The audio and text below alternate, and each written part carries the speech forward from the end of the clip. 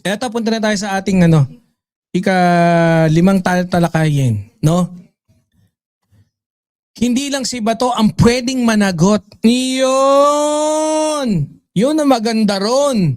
DOJ, sa mga tumulong kay Bato, pwede kayong managot. Sasampulan na kayong hayop kayo.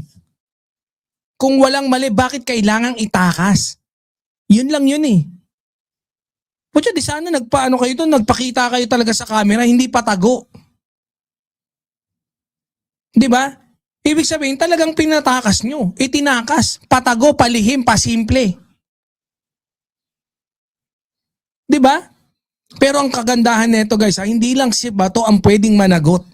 Kung gigil na gigil kayo kay Robin Padilla at saka kay Alan Cayetano at kay Aplaska, pagsasampalin natin yun. Di ba? Kasi eto, hindi to tungkol na lang diyan kay kay Bato de la Rosa, no? Yung issue ngayon is whether other individuals cross the line, no, from political support into helping a wanted person, no, para ma-evade yung lawful arrest. Which is tayong lahat yan yung tingin natin eh. Nag-agree tayo sa sinabi ngayon ni Justice Secretary Frederick Vida. 'Di ba? Doon sa mga tumulong o umasiste o assisted si De La Rosa, no? Pwede kayong makaharap ngayon. Both domestic and international legal consequences. Pag yung ebidensya pinakita na talagang tumulong kayo para ma-avoid niya yung arrest, kalaboso kayo kasama ni Kalbo. Kaya ito mga mandirigma, mga birador dito agad ako napaisip eh. Sabi ko, wait lang. ganon. Kapag naniniwala kang walang kaso laban sa isang tao, normal na depensahan mo siya eh. Sa media, sa korte, sa senado. Pero ibang usapan na kapag depensa ay nauwi sa pagtulong para makaiwas sa arrest. Para sa proseso ng pag-aresto. Dito to yan, Senate was under attack. Yun lang nga. Kayo naman mga media, kasama ko kayo matagal na. Di ba? The Senate was under attack. Ikaw. The Senate was under attack. Pag nagpalitan ba ng putok, doesn't mean na the Senate was under attack. Hindi ko Oh.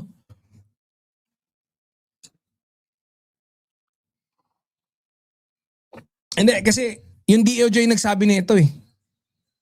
Sa balita mismo. Oh. Kung sino man yung tumulong kay Bato para ma-evade niya yung arrest, pwedeng humarap sa legal consequences. Hindi ito simpleng political disagreement Ang pinag-uusapan dito, posibleng obstruction o assistance sa isang fugitive. Yan kung mapapatunayan ng mga investigador. Pucha, dapat DOJ, hindi ganyan. Mababack to you kayo kaya agad dyan. Seryosong usapin to. Mas seryoso pa to dun sa isang eksena, no? Yung may empleyadong alam na may audit team sa opisina. Pero tinulungan pang ilabas sa backdoor yung taong hinahanap ng mga auditors. Kung wala naman dapat itago, bakit kasi kailangan ng escape route? Bakit kailangan magkaroon ng usapin tungkol sa pagtakas sa halip na legal defense?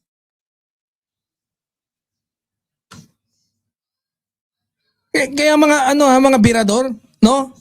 Tandaan natin yung timeline. Tandaan natin yung timeline. The ICC confirmed the arrest warrant against De La Rosa, no? Tapos, yung Supreme Court later rejected efforts to stop the arrest. Tapos patuloy din yung paghayag ng DOJ na handa nilang ipatupad ang warrant kapag may pagkakataon. Tapos pinatakas nyo ng...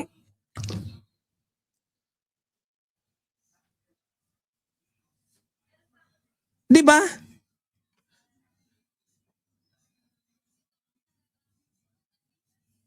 Punta nakaiwas tuloy sa aresto, no?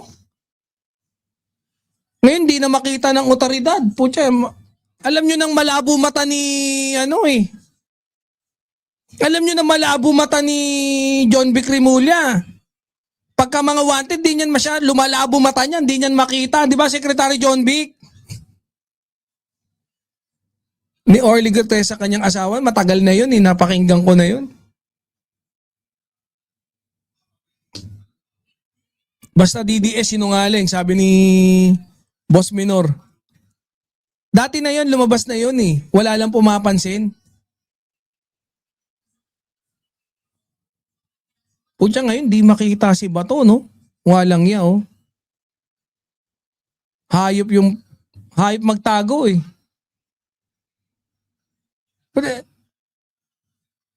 Kaya ngayon, no, hindi lang yung whereabouts niya yung tanong eh. Ang tanong din kung sino yung tumulong at paano to nangyari. How did that happen? At dito maraming napapatanong. Parang isang estudyanteng absent sa exam, no? Pucha, estudyante ka, oh. Tapos may exam ngayon, no? Umabsent ka. Pero may kumpletong attendance record ka. Tapos biglang lumitaw kinabukasan, no? Pasado ka pa sa exam, walang yaka. Mukhang yun ang... Pucha, absent ka na sa exam. Tapos nakalagay pa sa record mo, kumpleto ka ng attendance, tapos pasado ka pa kinabukasan. Hindi ba sobrang abuso na yon? Pag di sumipot sa impeachment hearing, si Bato, di lang otoridad ang naghahanap sa kanya. Baka pati alapores ng Duterte tugisin na yan.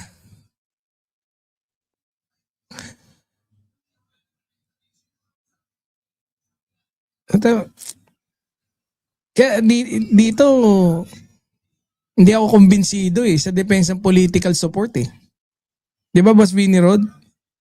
Pakinggan mo press con ng anak ni John Vic. John Vic was trying to get Bato's trust kasi he's got intel about Bato's army. Totoo ba? Sige, panoorin natin mamaya.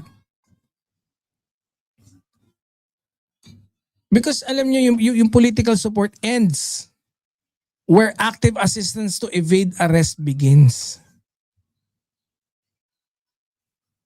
Di ba? Hindi pwede yung putya, hindi. Support ako, tropa ko yan eh. Kabaro ko yan, pare kapwa ako senador eh. Di ba? Kaya mga tropa pips eh, ito yung pinakamabigat na implikasyon eh. Kapag nakapagpakita ang DOJ ng ebidensya na may mga taong sadyang tumulong, no, sa pagtatago o pagtakas ni De La Rosa, pwedeng lumawak yung usapin. Lampas sa ICC warrant mismo. Hindi lang ito magiging tanong tungkol kay Bato. Magiging tanong ito tungkol sa accountability ng lahat ng sangkot, no, sa pagharang o pag-iwas sa proseso.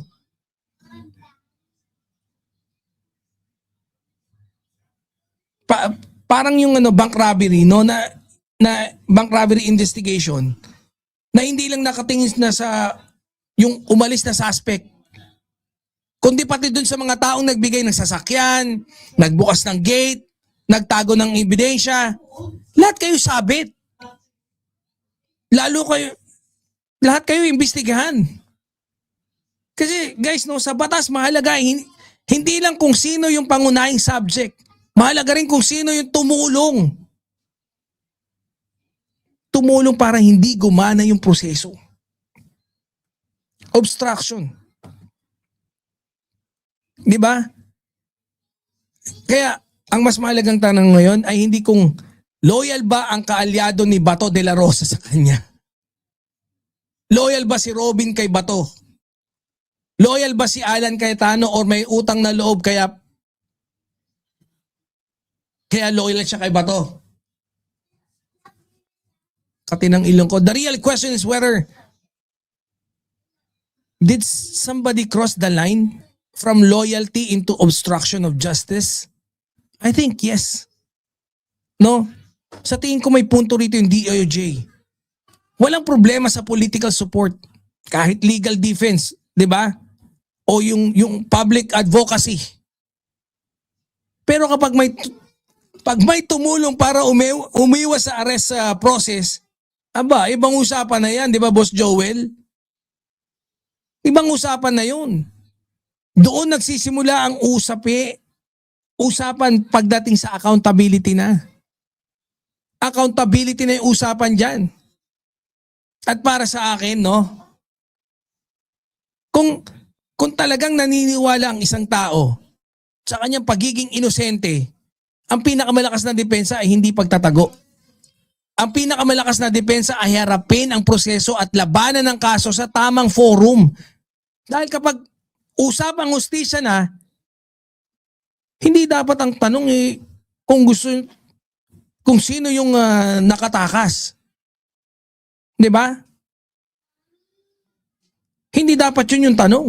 Ang tanong ay kung sino ang handang managot. Sino yung handang managot?